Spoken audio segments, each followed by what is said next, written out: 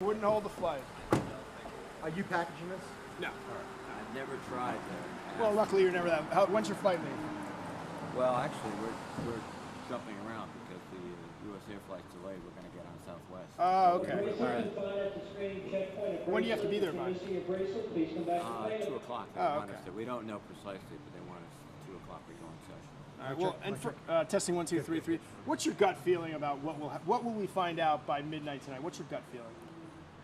Well, I hope we are able to have a last-minute reprieve from this shutdown, which is going to cost the government money. It's going to cost every taxpayer money. It's going to slow down economic growth. It's going to shake markets. Markets are already falling today.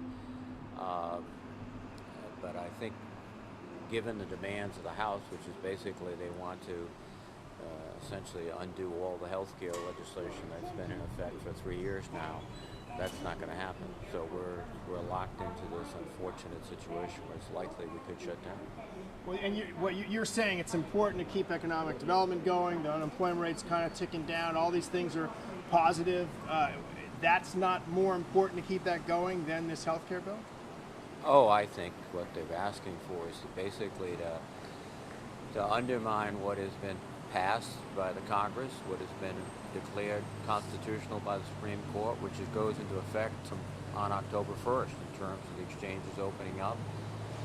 And what is frustrating is that I think the House has voted 42 times to repeal Obamacare, but they've not at one time said what they want to replace it with. So this is not a situation of people coming up saying, we have a better idea, we have changes which you think will make it more effective. We don't want anything like this, even though every American recognizes, I believe, regardless how you feel about the Affordable Care Act, if we don't deal with health care reform, if we don't deal with access to health care, not only our economy, but our society is going to be impoverished. A lot of people think the government's crying wolf. This isn't going to happen because we've had the threat before. It didn't happen. Is it? I kind of know what you're going to say to this, but is it not? I mean, what do you say to that guy out there who goes, "Come on, it's not going to happen"? It happened. It happened in 1995, 1996 under Speaker Newt Gingrich, another Republican Congress, who decided that they were going to play hardball with the president. That they had found an issue. They were, et cetera. They closed the government down for numerous days. I was serving the House then, trying to oppose it. It turned out it cost the country $1.4 billion just in wasted sort of resources because of the closure. So it has happened, and it happened under Republican Speaker about roughly 20 years ago. What does it mean? Have we calculated what it means to Rhode Island if this happens? Jobs or suspensions or furloughs, whatever. And what city might be impacted? What agency and or would it be the naval base? What would it be? There's immediate impacts, and then they get worse with each passing day. Under every sort of department, they have to make judgments about who are essential personnel that have to keep functioning, and then who are not. Those who aren't will be furloughed. And then just the process of government slows down so that claims that are being made now won't be processed as fast or at all. Paychecks that are going out won't go out on time, even though they're scheduled to go out to soldiers in the field, the sailors, Marines, etc.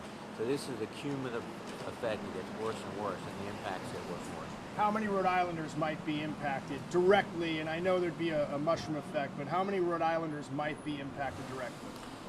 Difficult to calculate. I would just be purely speculating. Certainly there are Defense Department civilians at Newport at the Naval Warfare Lab. There's the reaction directly among federal agencies, Social Security Administration, the courts, etc. They would start taking steps almost immediately to furlough people. So there'd be an immediate step. And as I said, it gets worse as it goes on. Hundreds or thousands of Rhode Islanders?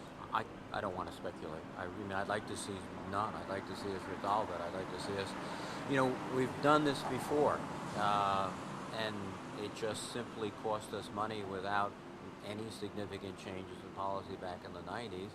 In fact, President Clinton was able to rise above this and actually get us to the point in 2000 when he left office. We had a surplus. We had booming employment, etc. Now, a lot of that was undone in the 8 years of President Bush, and now President Obama is trying to get back on that track, but it's very difficult.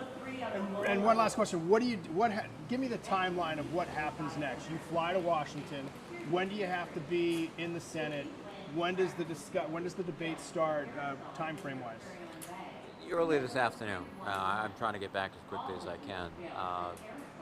Hopefully, at 2 o'clock we go back in session. Then there's a question of, is there going to be a discussion or is it going to be an immediate vote, etc. So I'm scrambling to get back as quickly as I can. And how long might it last? Well, the last shutdown lasted for longer than necessary. I can tell I you guess that, how but long might the days. debate last? No, I